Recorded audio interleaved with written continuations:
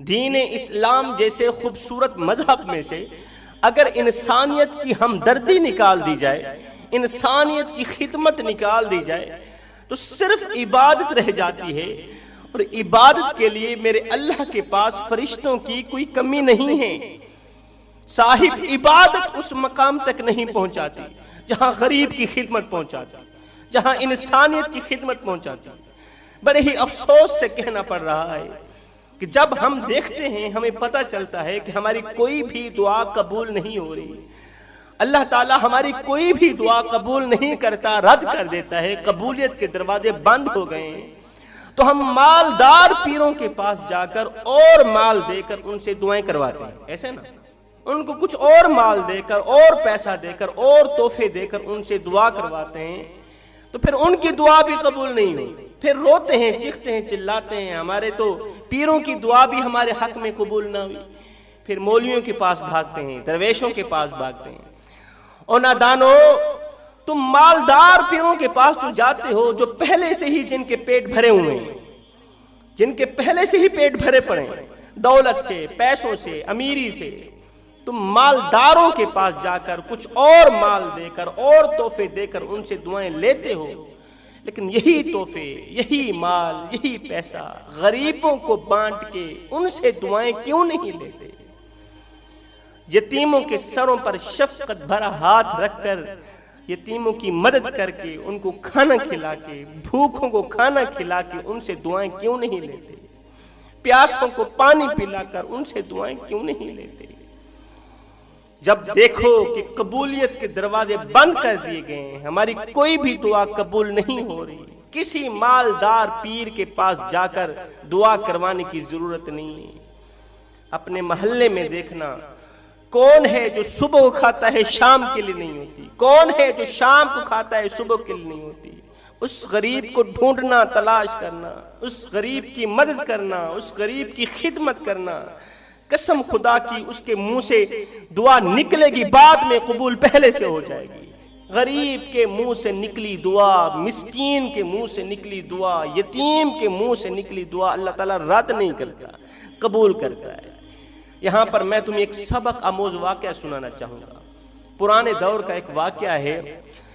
کسی گھر میں دو میاں بیوی رہتے تھے، دونوں کے دل کا تعلق اللہ کی ذات کے ساتھ جڑا ہوا تھا، اللہ کے ولی تھے، اللہ کے دوست تھے، دن کو روزہ رکھتے، پوری رات قیام کرتے، پوری رات رکوع کرتے، اللہ کا دیا سب کچھ تھا، لیکن بدقسمتی سے بیوی کی جھولی خالی تھی، جھولی سوکھی تھی، اولاد نہیں تھی۔ دونوں نے مل بیٹھ کے دعا کی، مالک ہمیں نیک رینا اولاد عطا فرما، ہمیں بیٹا عطا فرما۔ اللہ تعالیٰ نے کرم کیا، 15 سال بعد، شادی کے 15 سال بعد اللہ تعالیٰ نے ان کے گھر میں اولاد جیسی نعمت عطا کی، بیٹے جیسی نعمت عطا کی۔ بیٹے کی آمد، بیٹے کی پیدائش ان کے گھر میں خوشی لانے کا ذریعہ بنی۔ 5 سال ہوئے نہیں تھے کہ ایک ہی دن کے اندر بیٹے کی ماں کا بھی انتقال ہو گیا، باپ کا بھی انتقال ہو گیا۔ میاں بیوی دونوں ایک ہی دن میں موت کی دبوچ میں آ کر قبر کی اندھیری کوٹھری میں جا سوئے۔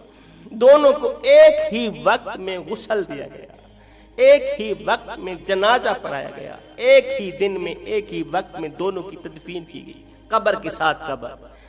یہ دونوں میاں بیوی 5 سالہ معصوم سے بچے کو تنہا اکیلا دنیا میں چھوڑ کر قبر کی اندھیری کوٹھری میں جا سوئے، موت کی دبوچ میں آ کر قبر کی اندھیری کوٹھری میں جا سوئے۔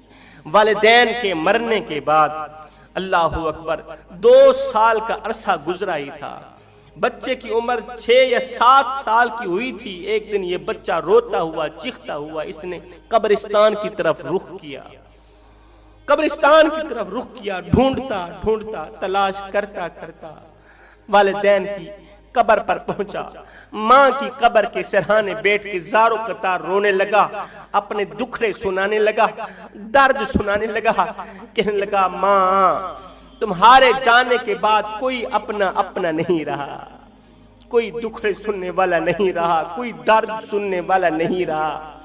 مجھے تم جس کے ذمہ لگا کے آئے تھے، میرے چاچو جی کے تم ذمہ لگا کے آئے تھے، وہ چاچو جی تمہارے جانے کے بعد، مرنے کے بعد 4 دن تو بڑی خدمت میں لگے رہے. 4 دن کے بعد انہوں نے اپنے بچوں کی خدمت بھی تو کرنی تھی نا.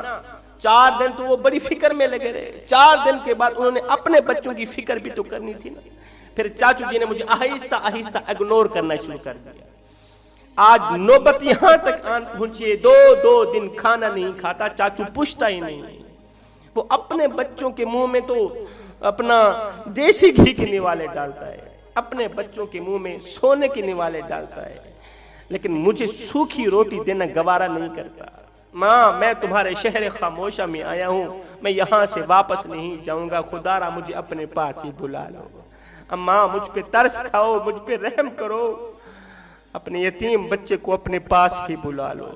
یہ بچہ پورے 2 دن 2 راتیں ماں کی قبر پہ بیٹھ کے روتا رہا، باپ کی قبر پہ بیٹھ کے روتا رہا. ہائے تیسرے دن عرش والے کو فرش والے پہ ترس آیا. رحمان نے بچے پہ رحم کیا، کریم نے بچے پہ کرم فرمایا. اللہ تعالیٰ نے ایک فرشتے کو اس کے باپ کے روپ میں، باپ کی شکل میں اس کے پاس پہنچایا. باپ کی شکل میں ایک فرشتہ نمودار ہوا. فرشتے نے اس بچے کو بسم اللہ پڑھتے ہوئے اٹھایا. وہاں کی مشہور ایک پہاڑی تھی، پہاڑی کی چوٹی پر جا کے بٹھا دیا. کہا یہاں سے ہلنا نہیں ہے، ابھی تمہارے چاہنے والے تم تک پہنچنے والے، ابھی تمہاری خدمت کرنے والے، شہزادوں کی طرح تمہیں پالنے والے، بادشاہوں کی طرح تمہیں رکھنے والے تم تک آنے والے ہیں، تو نے یہاں سے ہلنا نہیں. اب اس علاقے کا ایک مالدار تھا، اسے اللہ تعالیٰ نے بڑی ہی دولت سے نواز رکھا تھا، ہر ایک نعمت سے نوازا تھا، لیکن بدقسمتی سے اس کی اولاد نہیں تھی، اس کی جھولی خالی تھی. ساری زندگی وہ دعائیں کرتا رہا، اللہ مجھے ایک بیٹا عطا کر، لیکن اللہ تعالیٰ اس کی دعا قبول نہیں کر رہا تھا. ایک دن اس مالدار نے 100 اونٹ اللہ کی راہ میں ذبح کیا، 100 اونٹ ذبح کیا، دعوت کی، یتیموں کو بلایا، مسکینوں کو بلایا، غریبوں کو بلایا، بھوکوں کو بلایا، ان کو پیٹ بھر کے کھلایا.